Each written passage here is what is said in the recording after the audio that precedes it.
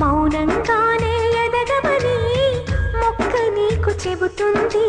ఎదిగిన కొద్దీ ఒదగమని అర్థమందులో ఉంది.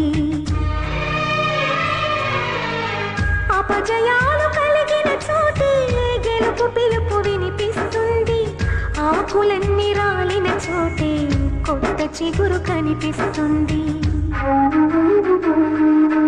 మౌనంగానే ఎదగమని మొక్క నీకు చెబుతుంది.